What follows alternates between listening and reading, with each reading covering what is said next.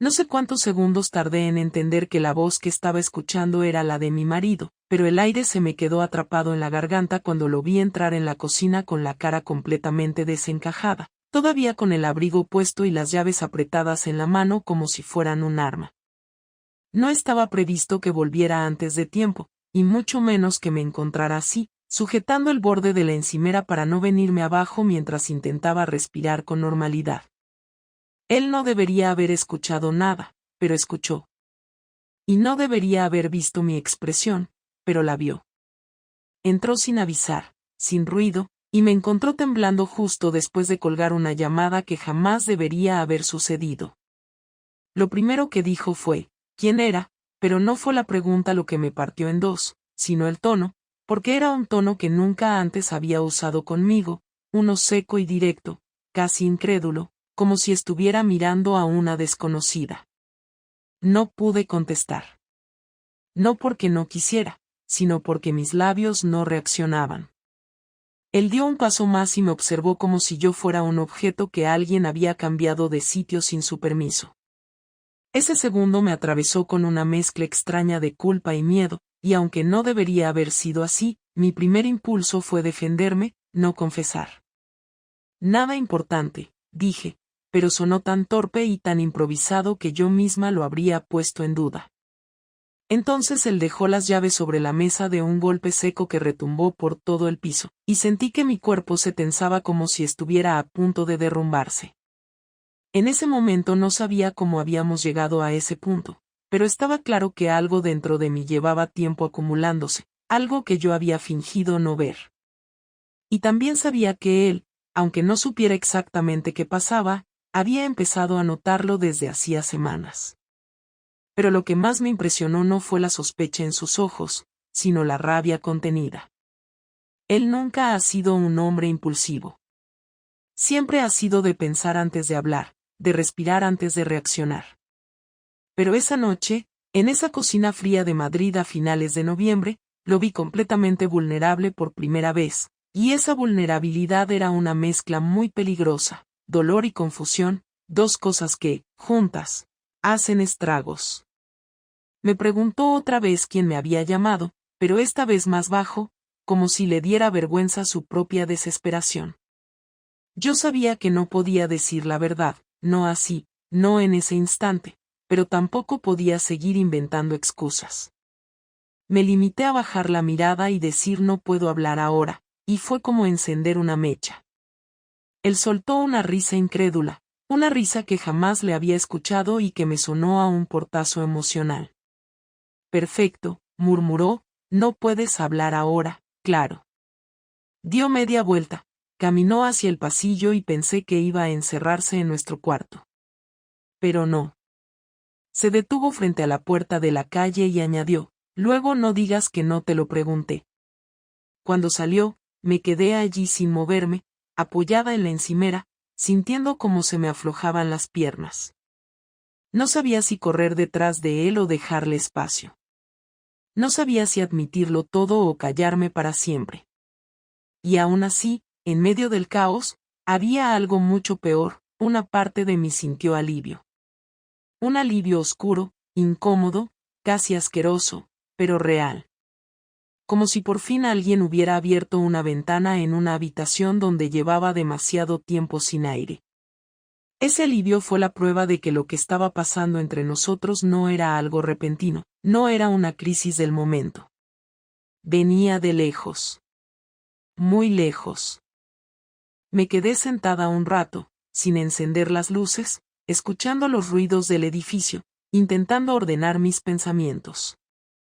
Sabía que lo que había ocurrido esa noche no había sido casualidad. No fue una llamada cualquiera. Tampoco un error puntual. Yo llevaba semanas sintiendo una especie de tensión interna cada vez que sonaba el teléfono, como si mi vida se hubiera convertido en una colección de pequeños sobresaltos. Y aunque me negaba a admitirlo, cada vez que escondía el móvil o evitaba hablar delante de mi marido, algo en mí sabía que estaba cruzando límites que antes jamás habría cruzado. Pero para llegar ahí, para permitirme algo así, tuvo que pasar mucho antes. La verdad es que la distancia entre nosotros empezó a hacerse notar casi sin darnos cuenta. No fue una pelea concreta, ni un problema grande. Fue más bien un desgaste silencioso, una especie de rutina que se nos fue metiendo en la casa sin pedir permiso. Yo siempre he sido muy reservada con mis emociones, y él siempre ha sido de hablar poco pero observar mucho. Durante años eso funcionó. Nos entendíamos sin decir gran cosa. Pero desde finales del verano empezamos a funcionar como dos personas que compartían techo pero no dirección. Él llegaba a casa agotado, yo me pasaba las tardes acumulando cansancio emocional del trabajo, y cuando nos veíamos por la noche era para intercambiar frases funcionales. ¿Qué cenamos? ¿Qué falta en la nevera? ¿Qué día toca llevar el coche al taller? Nada más profundo. Nada que conectara con lo que éramos antes. A veces él se sentaba conmigo en el sofá e intentaba iniciar conversaciones, pero yo ya estaba lejos. No físicamente, sino en la cabeza. Me costaba mirarle a los ojos. Me costaba incluso sonreír de forma natural. Yo sabía que él se daba cuenta, pero también sabía que intentaba no presionarme. Lo que no sabía era que ese silencio se nos iba a convertir en un abismo. Recuerdo una noche, a principios de octubre, en la que él me preguntó si estaba bien. Fue una pregunta sencilla, casi rutinaria, pero yo tardé demasiado en contestar. Y cuando lo hice, fui demasiado seca. Vi cómo le cambiaba la expresión. No dijo nada, pero se apartó un poco en el sofá, lo justo para que yo también sintiera esa distancia. Esa noche dormimos espalda con espalda, algo que no nos pasaba desde hacía años, y en lugar de preocuparme, lo viví como otra señal de que algo estaba apagándose sin remedio. Otra señal llegó unas semanas después, un domingo por la tarde. Él intentó organizar un plan juntos, algo sencillo, salir a caminar por el Retiro, tomar un café por Atocha, lo de siempre. Y yo, sin pensarlo demasiado, le dije que prefería quedarme en casa. Él no insistió, pero la forma en que guardó las llaves antes de irse me dolió más que si me hubiera gritado. Supe entonces que estábamos entrando en una dinámica peligrosa, pero aún así no hice nada por evitarlo. Me dejé llevar por una mezcla de cansancio e indiferencia que ahora me da vergüenza admitir, pero que en ese momento se sentía inevitable. Lo peor vino después, cuando empecé a buscar fuera de casa lo que antes buscaba en él: atención, escucha, complicidad. No cariño físico ni nada parecido, pero sí una sensación de ser vista, entendida, valorada. Y eso fue lo que me llevó, poco a poco, a donde no debía llegar. La noche de la llamada que él escuchó, yo ya estaba metida de lleno en algo que sabía que podía destruirnos. Algo que aún no era una infidelidad física, pero sí una emocional. Una que crecía día a día mientras yo fingía que todo estaba bajo control. Pero nada estaba bajo control. Esa llamada fue la prueba. Y la cara de mi marido al entrar en la cocina fue el principio del fin. Cuando él salió, me quedé sola con el eco de mis propias decisiones, sintiendo que lo que acababa de pasar no era el golpe final, sino el comienzo de una caída que yo misma había provocado. Y en lugar de arrepentirme en ese instante, lo único que pensé fue: ya no puedo esconderme. Nunca pensé que sería capaz de cruzar la línea. Es fácil decirlo ahora, pero durante semanas me repetía que todo estaba bajo control, que solo necesitaba un poco de atención, alguien que me escuchara sin juzgarme, alguien que me recordara que seguía siendo una persona y no solo un engranaje más de la rutina. Y aunque yo sabía que ese tipo de pensamiento es exactamente el que tiene la gente que se mete en problemas, igual lo dejé crecer. Me convencí de que no estaba haciendo nada malo. Que hablar con alguien no era un crimen. Que no pasaba nada por sentirse bien durante 10 minutos al día. Hasta que sí pasó. Todo empezó por algo que ahora me parece ridículo. Un comentario después de una reunión en la oficina. Yo estaba agotada, con la cabeza llena de cosas, frustrada porque llevaba semanas sin poder conectar con mi marido, sin una conversación que no girara alrededor del trabajo o de los horarios. Y entonces apareció él.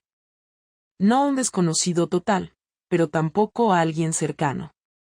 Un compañero con el que jamás había tenido más relación que los saludos de pasillo. Aquella tarde me dijo algo tan simple como te veo cansada, ¿va todo bien? Y yo, en vez de contestar con un sí, gracias, como habría hecho cualquier día normal, me detuve. Le miré. Y le dije la verdad a medias, estoy un poco saturada, pero nada grave. Él sonrió de manera tranquila y añadió, si necesitas despejarte, podemos bajar a tomar un café. A veces hablar un rato ayuda. Lo que hice después todavía me sorprende. No le dije que no. No pensé en que tenía prisa. No pensé en nada. Simplemente asentí. No fue un plan ni una intención oculta. Fue un impulso, una especie de necesidad de respirar lejos de mi vida por un momento. Bajamos a la cafetería de la esquina. Él habló poco, escuchó mucho, y yo me escuché a mí misma más de lo que debería. Le conté cosas que jamás había dicho en voz alta, no porque fueran secretas, sino porque en casa ya no sentía que tuviera espacio para decirlas. No hablé mal de mi marido ni de mi relación, pero sí dejé claro que me sentía perdida. Él no me ofreció soluciones ni me tocó el brazo ni hizo ningún gesto extraño. De hecho, fue su manera calmada de escuchar la que me enganchó. Me hizo sentir vista de una forma que llevaba meses necesitando.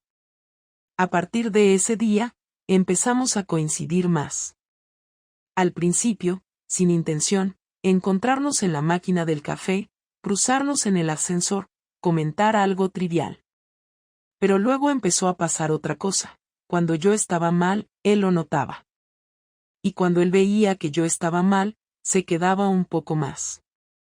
No hacía nada inapropiado. Solo estaba. Y eso fue lo que me desarmó. A veces me pregunto por qué no busqué ese mismo espacio con mi marido. ¿Por qué no me senté con él y le dije no estoy bien, estoy desconectando, me siento sola? La respuesta es sencilla y dolorosa, porque no sabía cómo hacerlo sin que sonara a reproche. Porque me daba miedo abrir una conversación que podía acabar mal.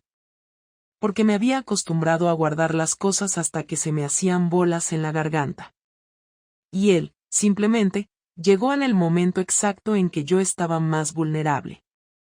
Lo peligroso no fue el café ni las conversaciones. Lo peligroso fue el mensaje que me envió una tarde, si quieres aire, estoy en la sala de arriba. No era un mensaje comprometido. No decía nada que no pudiera interpretarse de forma inocente. Pero yo lo sentí diferente. Lo sentí como una invitación a un espacio donde podía ser yo, sin la carga de todo lo que arrastraba en casa. Subí. Y fue ahí cuando algo cambió realmente.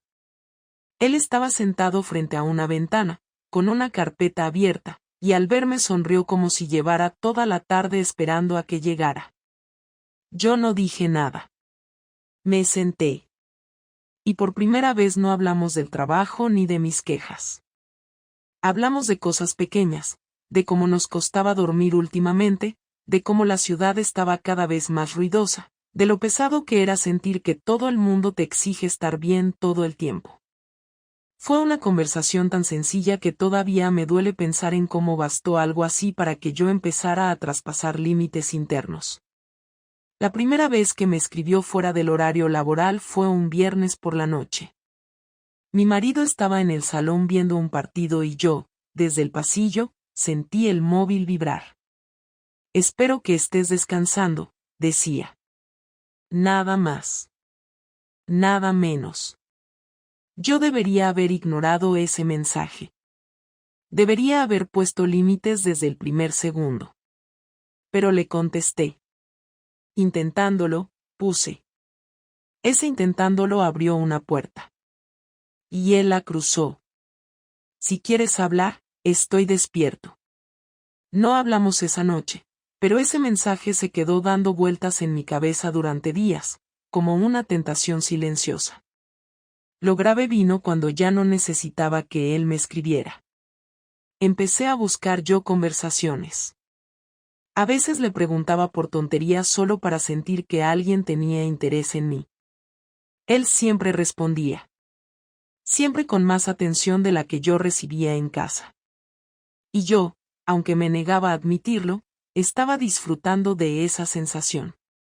No del coqueteo, porque entonces aún no lo había, sino de sentirme cuidada. Válida. Importante para alguien. Ese fue el principio del autoengaño. Me repetía que era solo amistad. Que no había nada más. Que era normal conectar con otras personas. Que no estaba haciendo nada malo porque no había nada físico. Esa fue la mentira más cómoda que me dije. La caída real empezó una tarde de lluvia, cuando todos se fueron antes de la oficina por un aviso de tráfico. Yo me quedé porque tenía un informe pendiente. Él también se quedó. No sé si por casualidad o por algo más. Solo sé que cuando apagué el ordenador, él estaba apoyado en la puerta, con una expresión que no había visto en él antes. No era descarada ni atrevida. Era vulnerable. Allí me dijo algo que me atravesó de forma inesperada. No quiero que te vayas triste hoy. Yo no estaba triste. O al menos no hasta que lo dijo. Y esa frase, tan simple, tan directa, me removió más de lo que debería. Me acerqué sin pensar, como si mi cuerpo fuera por delante de mi cabeza. No pasó nada físico. Ni un abrazo. Ni un gesto fuera de lugar. Pero la manera en que nos miramos fue 1000 veces peor que un gesto físico. Esa mirada fue una confesión. Después de eso, todo se aceleró. Mensajes más seguidos. Conversaciones más largas. Comentarios que ya no eran tan neutros. Yo empecé a sentir una especie de electricidad absurda cada vez que veía su nombre en la pantalla. Empecé a poner más atención en mi ropa sin admitir que era por él. Empecé a llegar un poco antes a la oficina sabiendo que él también lo hacía. El día que crucé la línea no fue romántico ni intenso ni cinematográfico. Fue torpe y silencioso. Un encuentro rápido, casi accidental, que empezó con una conversación sobre un proyecto y terminó con una cercanía que ninguno de los dos supo detener. No hubo grandes palabras. No hubo declaraciones. No hubo nada que pudiera justificarse. Solo un momento en el que dejé de pensar y permití que una decisión impulsiva se convirtiera en una traición real. Cuando salí de aquella sala, mis piernas temblaban. No por emoción, sino por miedo. Por culpa. Por un vacío horrible que me cayó encima como un peso que no sabía cómo cargar. La primera persona en la que pensé no fue él. Fue mi marido. Su cara. Su manera de confiar en mí siempre. Su forma de no sospechar nunca de nada. Pensé en todo eso y, aún así, no fui capaz de frenar lo que vino después. Porque la parte más honesta de esta confesión es esta: no fue un error aislado. No fue un accidente.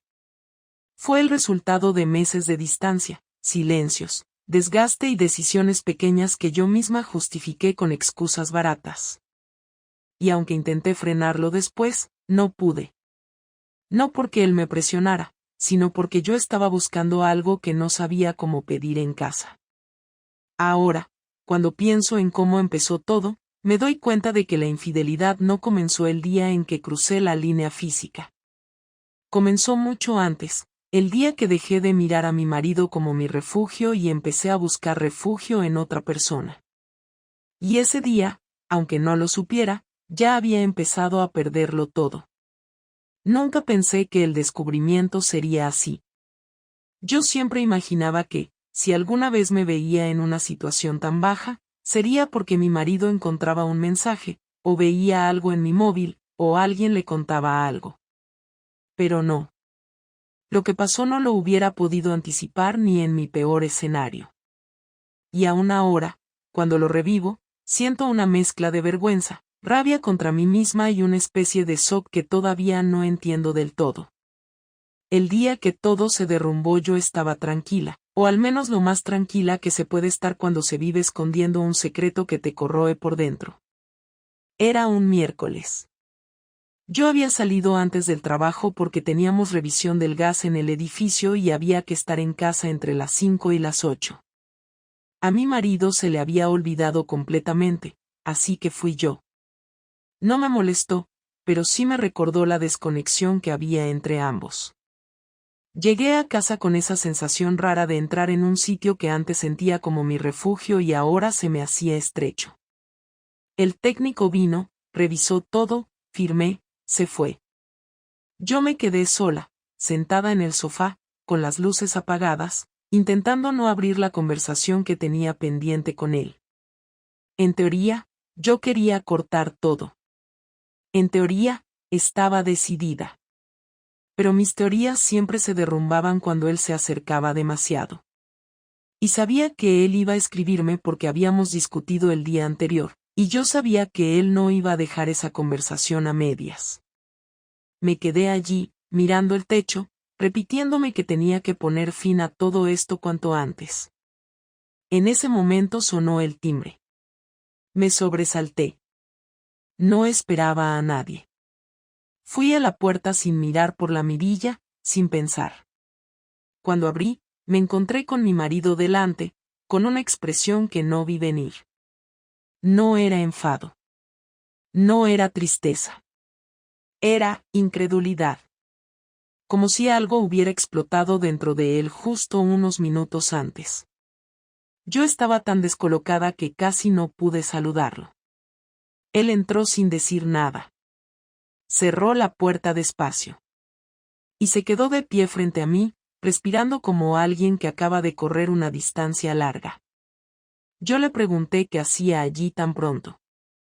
Sabía que no debía haber llegado hasta dentro de una hora. Él tardó unos segundos en contestar, como si estuviera ordenando las palabras para no perder el control. Y cuando habló, su voz era baja, firme y amarga. Vengo de tu trabajo. Esa frase me paralizó. Intenté mantener la compostura, pero creo que se me notó la tensión al instante. Mi cerebro se activó buscando qué podía haber pasado. ¿Alguien nos había visto juntos? Él había ido a buscarme y me había encontrado hablando con... No, no podía ser. Él siguió hablando. He bajado al bar de enfrente a tomar un café. El camarero me ha dicho algo. Algo que no quería escuchar. Ahí sentí un frío interno, un frío que no venía de la casa. Intenté preguntar qué le había dicho exactamente, pero no me salió la voz. Él vio mi cara y asentó, como quien confirma lo que sospechaba sin necesidad de más pruebas. Me ha dicho que últimamente te ve salir mucho con el mismo compañero. Que siempre vais juntos. Que discutís. Que volvéis. Que un día incluso te vio llorando y él te tocaba el brazo como si fuera. Se detuvo. Le tembló la mandíbula. Como si fuera tu pareja. Yo intenté respirar, pero me costó. No podía decir una mentira evidente porque era demasiado claro que él ya había unido piezas. Tampoco podía decir la verdad, no así, no sin romperle por dentro. No supe qué hacer. Me quedé en silencio. Y ese silencio fue una confesión.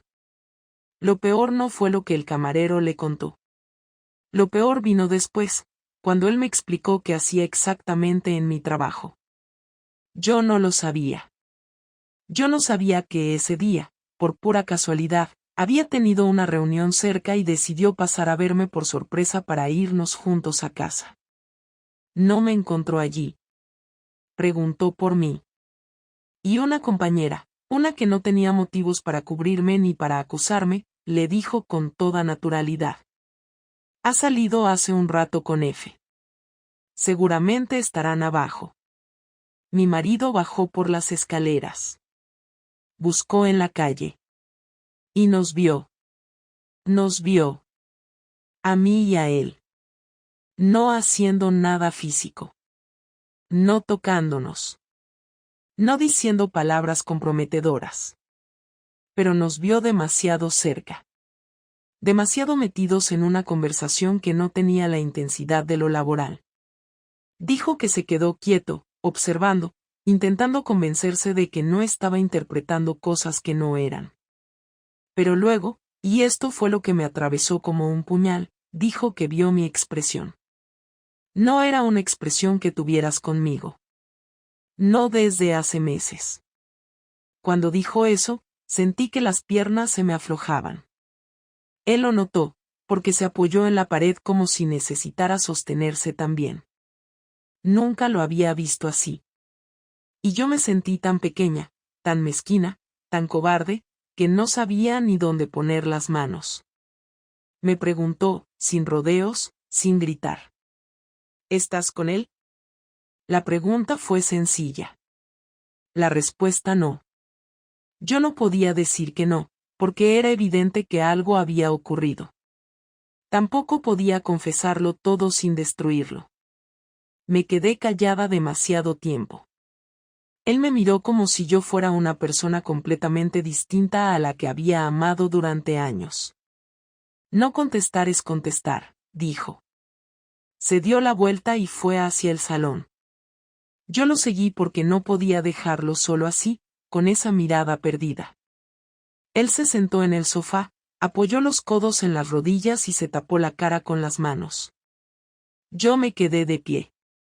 No me atreví a tocarlo. Ni siquiera intenté acercarme mucho.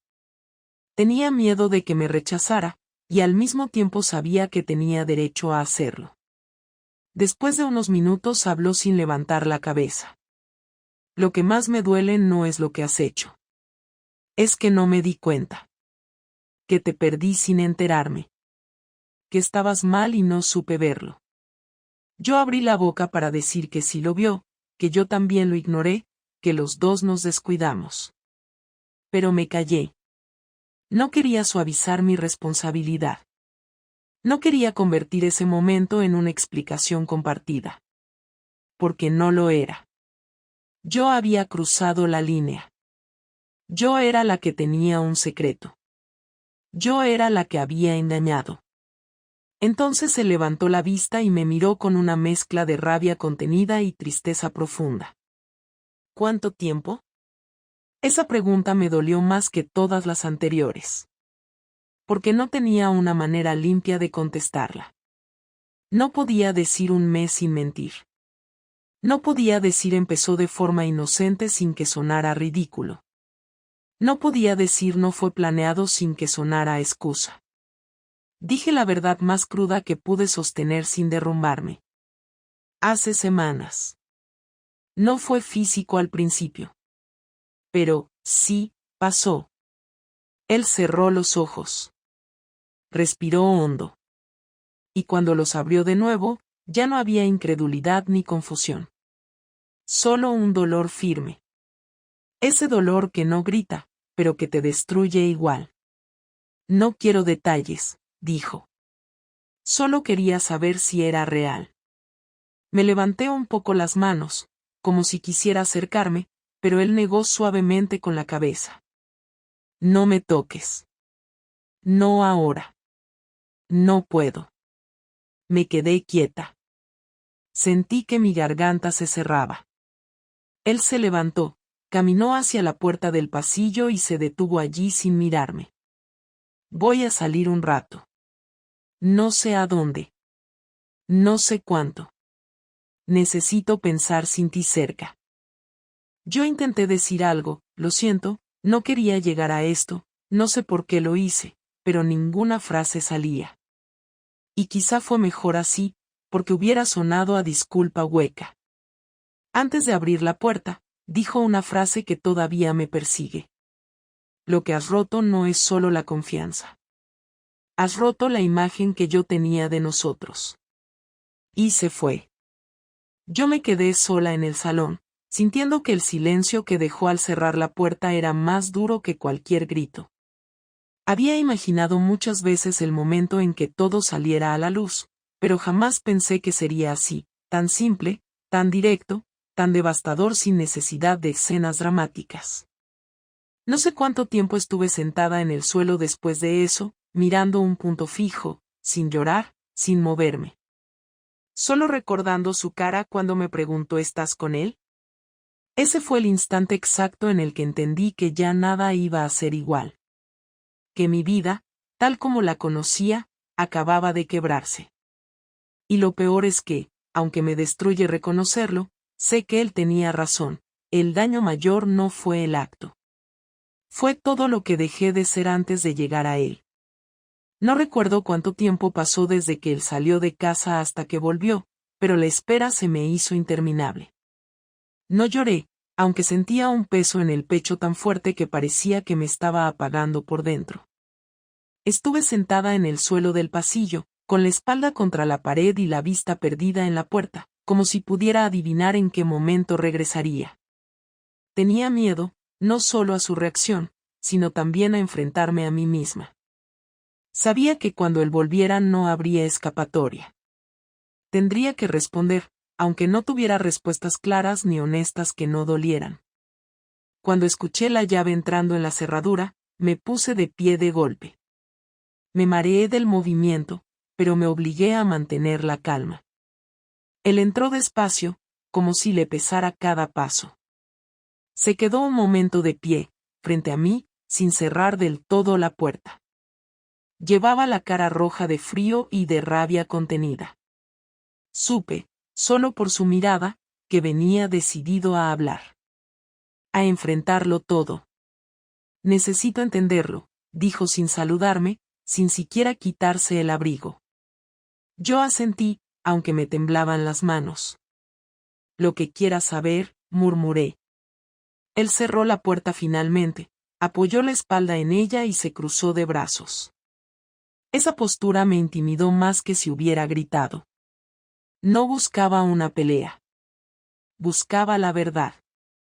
Y eso era aterrador. ¿Por qué?, preguntó al fin. Solo quiero eso, ¿por qué? Me mordí el labio, intentando encontrar una frase que no sonara a excusa. No la encontré. Respiré hondo y dije lo que llevaba semanas evitando. No fue algo que buscara. Me sentía desconectada. Perdida. Y él apareció en un momento en el que yo no sabía pedirte ayuda. Él se rió, pero fue una risa amarga, dura. ¿Y pedir ayuda a otros si sabías? No fue así. Ah, no, ¿cómo fue entonces? Explícamelo, porque desde aquí yo lo único que veo es que buscaste fuera lo que no quisiste arreglar conmigo. Tragué saliva. Me ardía la cara. No sabía cómo hablar contigo sin que pareciera que te estaba reprochando cosas. Me daba miedo empezar una conversación que no supiera manejar. Él negó con la cabeza, mirándome como si no reconociera a la persona que tenía delante. Eso no es una explicación. Es una excusa. Me acerqué un poco, aunque no demasiado. No estoy intentando justificarlo. Estoy intentando entenderlo yo también.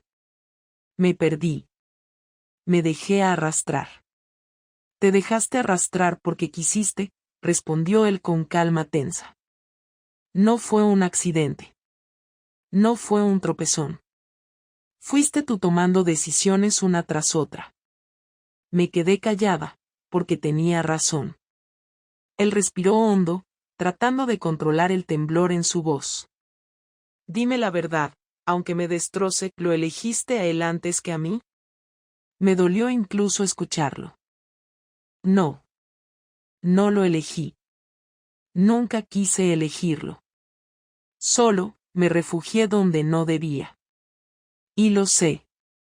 ¿Y eso qué significa?, preguntó, dando un paso hacia mí.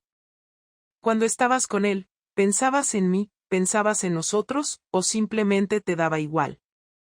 Esa pregunta me dejó sin aire. Pensaba en nosotros, dije casi en un susurro. Pero no como debería. No sé cómo explicarlo sin sonar horrible. Pues dilo, aunque suene horrible. Ya estamos aquí.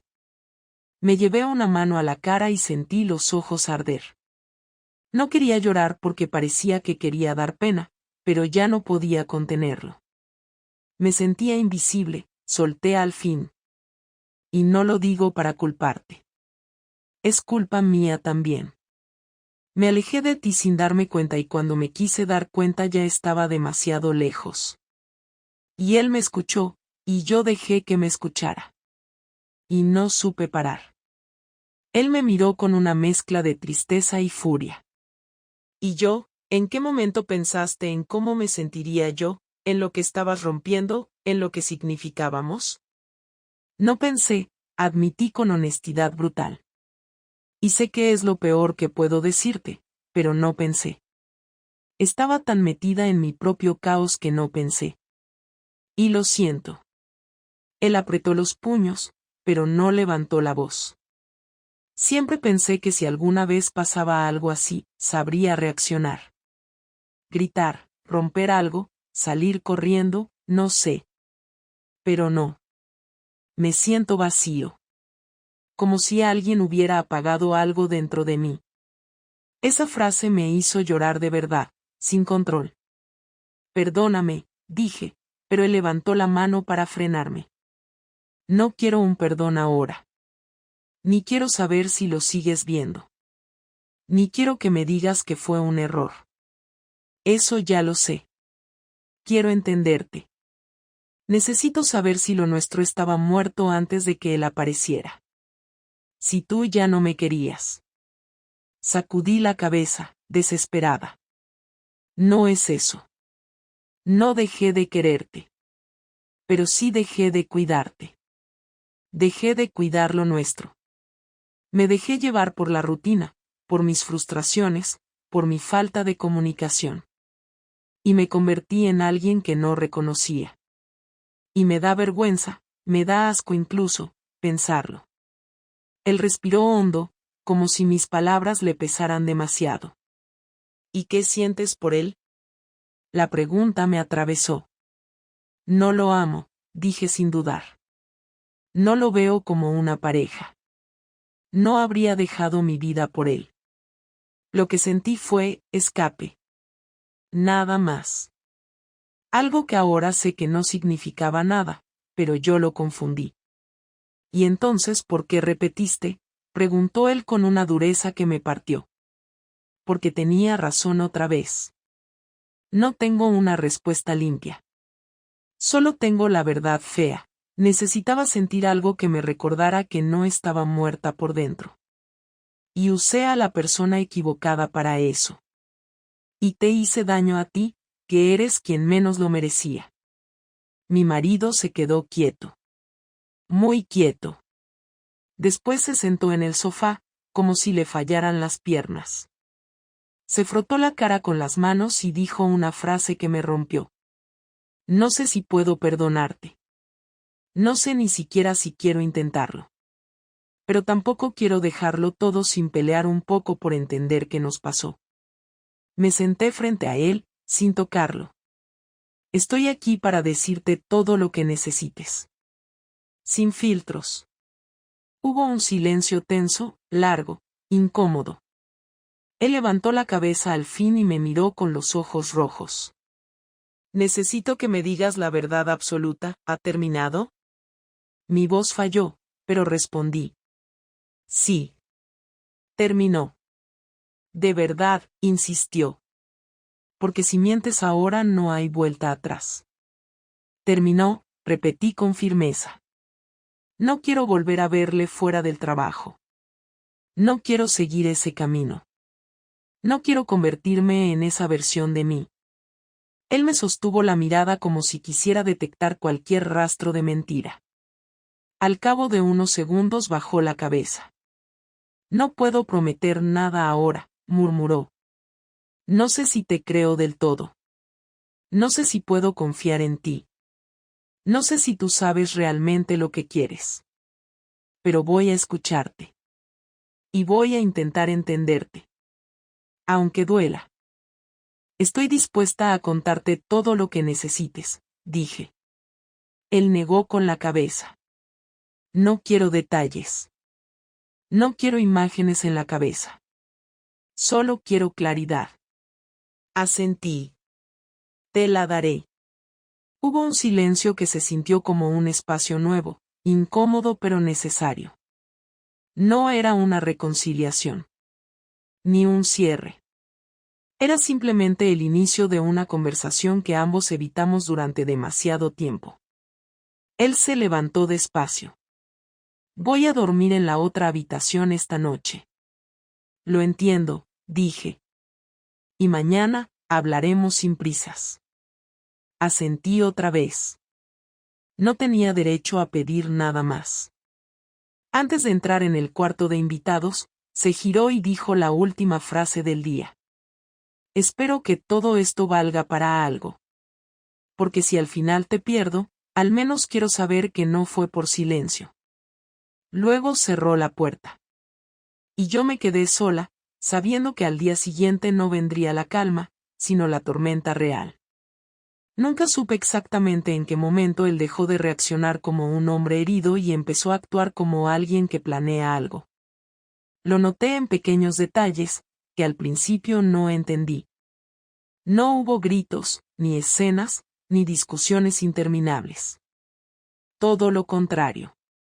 Se volvió más silencioso, más observador. Cada gesto suyo tenía una precisión que antes no tenía. Yo pensaba que se estaba preparando para pedirme el divorcio o que simplemente había cerrado una puerta dentro de él, pero pronto entendí que estaba haciendo algo completamente distinto. Se estaba preparando para devolverme el golpe, no con rabia, sino con estrategia. La primera señal fue cómo empezó a tratarme con cortesía distante. No frialdad, no indiferencia. Cortesía. Como cuando tratas a alguien que ya no pertenece a tu vida pero aún compartís espacio. Me hablaba como se habla a un compañero de piso. La cena está en el horno. He dejado los papeles en la mesa. Mañana salgo temprano. Era tan formal que me hacía sentir más culpable que cualquier reproche. Yo intentaba acercarme, iniciar conversaciones más emocionales, pero él las cortaba sin ser grosero, simplemente no entraba. Era como si estuviera evaluando cada una de mis palabras para un examen que yo ya había suspendido. La segunda señal fue más sutil y al mismo tiempo más agresiva. Empezó a recuperar su vida social. Él, que siempre fue más casero, de repente tenía planes. Quedaba con amigos que yo ni siquiera sabía que seguía viendo, salía a correr por las noches, se apuntó a un curso que llevaba años posponiendo. Y no me lo contaba. Simplemente lo anunciaba con un hoy llegaré tarde, sin explicaciones. Yo me quedaba en casa, con esta sensación desagradable de que se me escapaba, de que ya no tenía derecho a preguntarle dónde iba o con quién. Pero la tercera señal fue la que lo cambió todo. Un domingo por la mañana, él me dijo con total naturalidad. He solicitado un traslado en el trabajo. Me lo concedieron. Eso me dejó paralizada. ¿Traslado a dónde?, pregunté intentando que no se me quebrara la voz. A la sede de Valencia, dijo sin mirarme. Me voy en 2 semanas. Esa fue la primera vez que sentí auténtico pánico desde que se enteró de todo. ¿Te vas a vivir allí?, pregunté como si no estuviera entendiendo. Él asintió, sin dramatismos.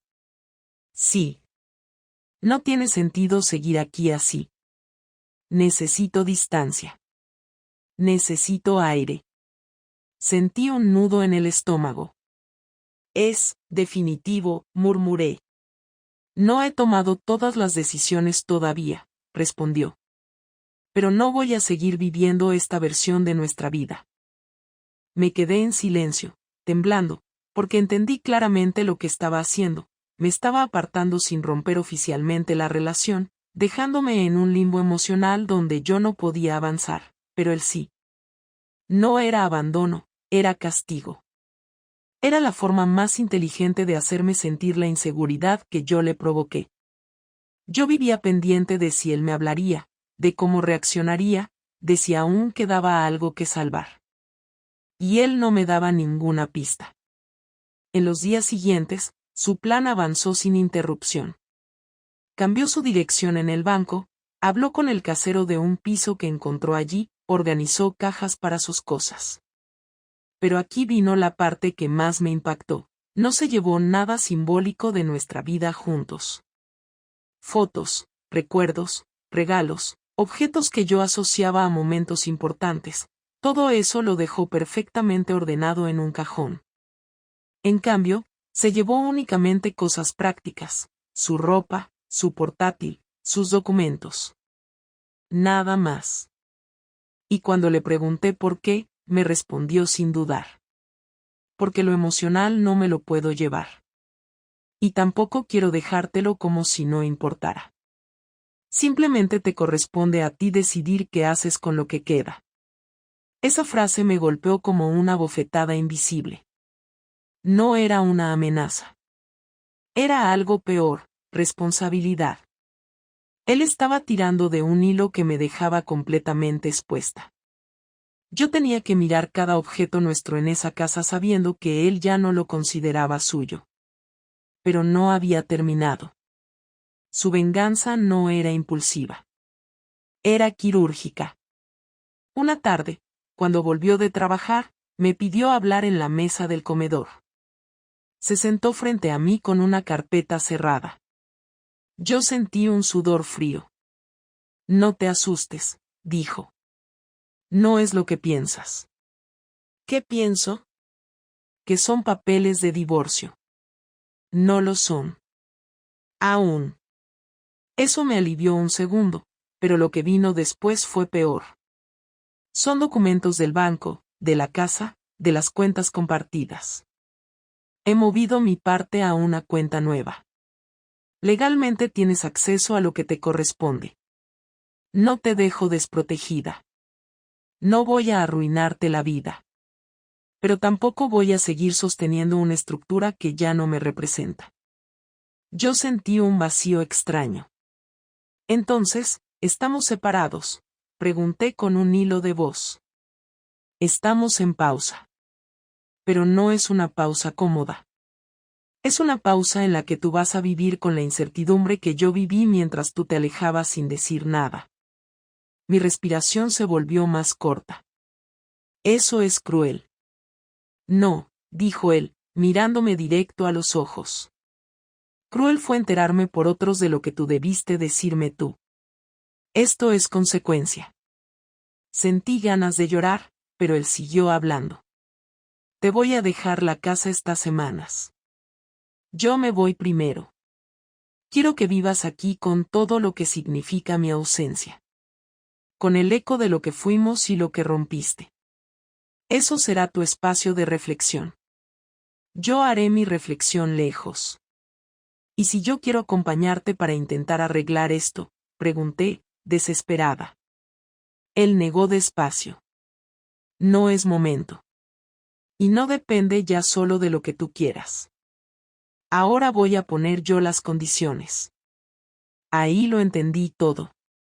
Su venganza no era gritar, ni humillarme, ni publicarlo. No era ni siquiera castigarme económicamente. Su venganza era dejarme en el punto exacto en el que él estuvo, la incertidumbre absoluta. No saber si me iba a elegir o a dejar. Vivir con ese miedo constante, con la duda, con el silencio. Él no quería destruirme. Quería que sintiera, con la misma intensidad que él sintió, lo que es perder el control de tu propia vida afectiva. Él se mantuvo impecable. Legal, educado, tranquilo. Pero cada una de sus decisiones tenía un propósito, que yo aprendiera a vivir con la consecuencia de mis actos sin que pudiera culparlo por ninguna exageración emocional. Su último movimiento llegó el día antes de irse. Ese viernes por la noche, me entregó una hoja doblada en 4. Mis manos temblaban. Léela cuando me haya ido, dijo. Yo intenté abrirla. No ahora, repitió. Después. Al día siguiente se fue con una maleta y su coche. No me abrazó. No me besó. No se despidió con frialdad, pero tampoco con afecto. Solo dijo: cuídate. Cuida lo que queda, si es que queda algo. Cuando el sonido del coche desapareció al final de la calle, me encerré en el salón con la hoja en la mano. La abrí lentamente. Era una carta corta, escrita con su letra precisa. Decía: este espacio entre nosotros no lo he creado para castigarte, sino para ver si luchas por algo que dejaste perder. Si lo haces, nos encontraremos. Si no, al menos habremos sido sinceros con lo que somos ahora. No me busques durante 2 semanas. Serán tus 2 semanas de silencio, como las que yo viví mientras tú estabas en otro lugar emocional sin que me lo dijeras. Si después de eso sigues aquí, hablaremos. Si no, la decisión estará tomada. Lo leí 3 veces. No pude respirar bien durante minutos. Me había dado exactamente lo que yo le di a él: distancia, dudas, miedo, silencio, espera. Su venganza era perfecta. Porque no me destruía. Me hacía enfrentarme a mí misma. Las 2 semanas que él me impuso fueron lo más parecido a atravesar un pasillo interminable lleno de espejos, todos reflejando versiones de mí misma que no quería ver. Al principio sentí rabia. Rabia porque pensé que estaba exagerando, que su distancia era una forma de castigo innecesario, que su silencio no nos llevaba a nada. Esa rabia me duró 2 días, apenas lo suficiente para esconder el miedo real que empezaba a crecer debajo. A medida que pasaban las horas y yo no recibía noticias suyas, mi rabia se fue desinflando hasta desaparecer. Me quedé únicamente con la sensación desagradable de haber perdido el control de mi vida. El tercer día, desperté sintiendo un hueco en la cama que parecía más profundo que las sábanas vacías. Me levanté sin ganas, hice café solo por inercia, y me di cuenta de que por primera vez en mucho tiempo no tenía a quien decirle que tengas buen día. Me sorprendió lo rutinaria que era esa frase y lo importante que se volvió ahora que faltaba. Caminé por la casa como si fuera un lugar desconocido. Su taza seguía en el estante, sus zapatillas en la entrada, su abrigo colgado en el perchero. Estaba todo, pero él no estaba. Y esa ausencia pesaba como si la casa estuviera llena de aire viejo. La tristeza llegó el 4.º día, como un golpe que no avisa. Me pasó mientras doblaba una camiseta suya que se había quedado en la secadora.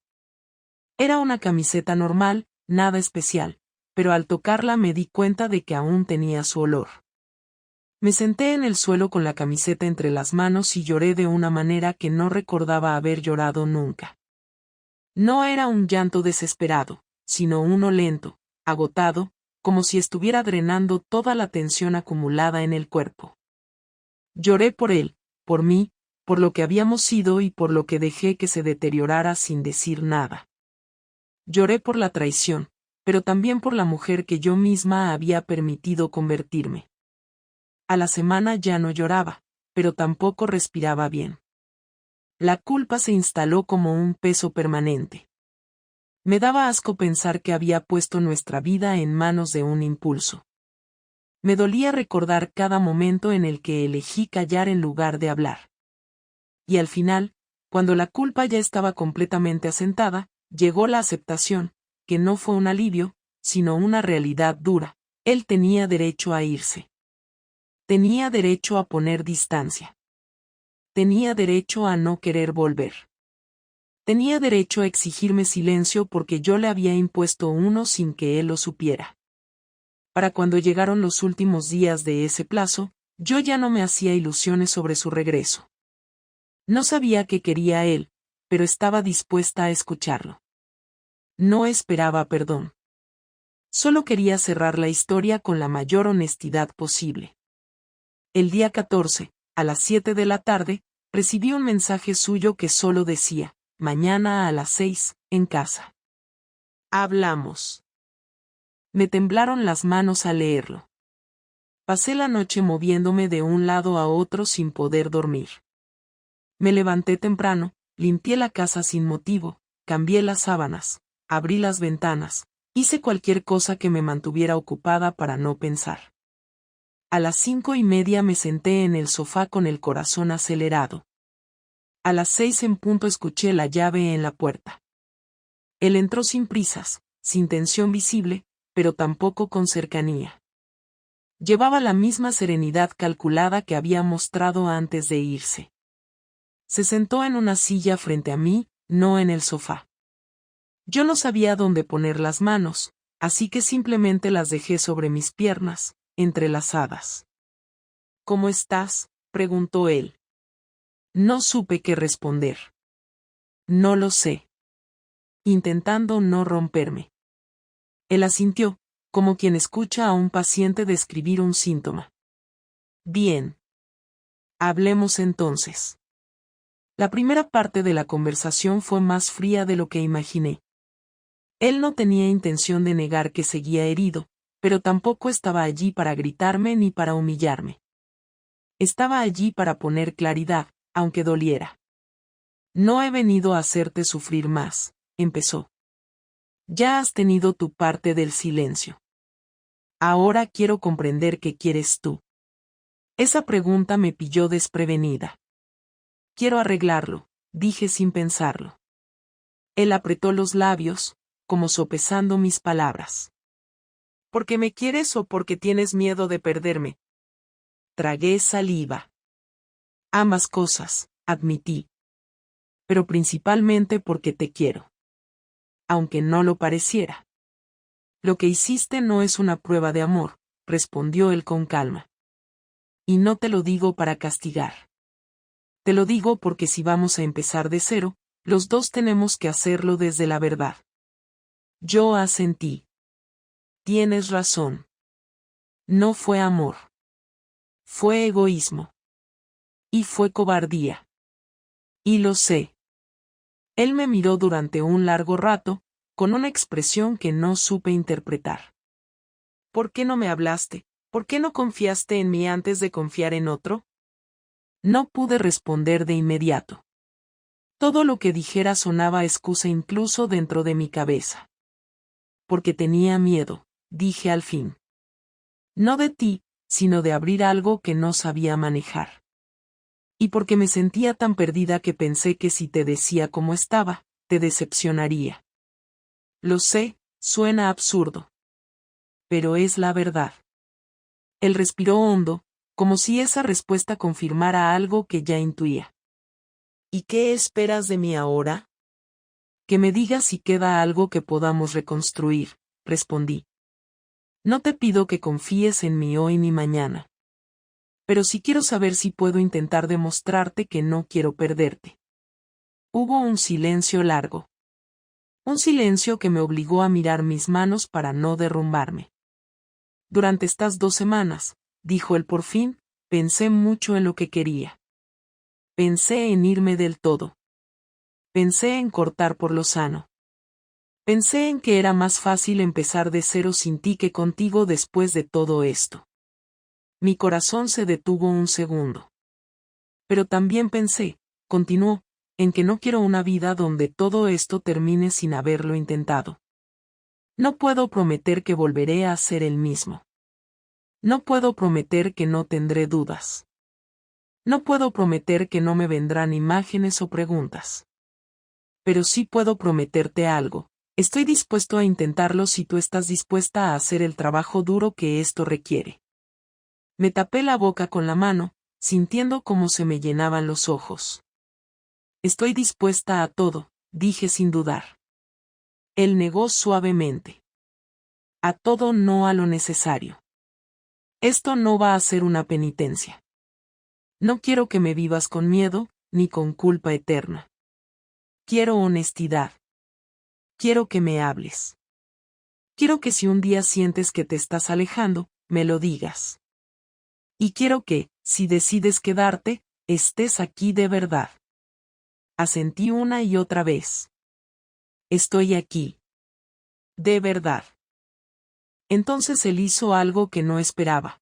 se acercó, se sentó en el sofá, por fin a mi lado, pero dejando aún un pequeño espacio entre nosotros. Ese espacio me dijo más que cualquier abrazo. Era un espacio que él estaba dispuesto a cerrar lentamente, si yo también caminaba hacia él. No te he perdonado, dijo. Pero puedo empezar a caminar hacia ese punto. Y eso, lejos de hundirme, me dio una claridad que no había sentido en meses. La conversación terminó sin dramatismos. No hubo abrazos finales ni declaraciones intensas. Solo acuerdos sencillos, terapia conjunta, límites claros, comunicación real, tiempo. Él volvería a casa poco a poco, no de golpe. Tendríamos semanas difíciles. Habría desconfianza. Habría heridas abiertas. Pero también había una posibilidad. Cuando él se levantó para irse, solo para descansar esa noche en Valencia antes de volver definitivamente, me miró desde la puerta y dijo: esto no es un final. Pero tampoco es un comienzo mágico. Es un paso. Y dependerá de los dos el resto. Asentí, porque no podía decir nada más sin romperme otra vez. Cuando la puerta se cerró, sentí una mezcla enorme de emociones. No era alivio. No era tristeza. No era culpa pura. Era una mezcla de todas, pero también había algo nuevo, una determinación tranquila. Sabía que me había roto, que lo había roto a él, que habíamos tocado fondo. Pero también sabía que estaba frente a la única oportunidad real de reconstruir desde la verdad. Lo que aprendí de todo esto no es bonito ni inspirador. Aprendí que el amor no se mantiene solo. Que la distancia empieza en silencios pequeños. Que uno no traiciona solo por impulso, sino por acumulación de vacíos. Y que cuando rompes algo, no basta con pedir perdón, tienes que convertirte en alguien capaz de no repetirlo. No sé qué será de nosotros dentro de un año. No sé si seguiremos juntos o si tomaremos caminos distintos. Pero sé algo que antes no sabía: nunca más voy a callarme hasta romperme. Nunca más voy a dejar que el silencio nos gane. Y nunca más voy a dar por sentado que el amor aguanta todo. Esta vez, si seguimos adelante, será con los ojos abiertos. Y si no seguimos, al menos habré aprendido quién soy cuando lo pierdo todo.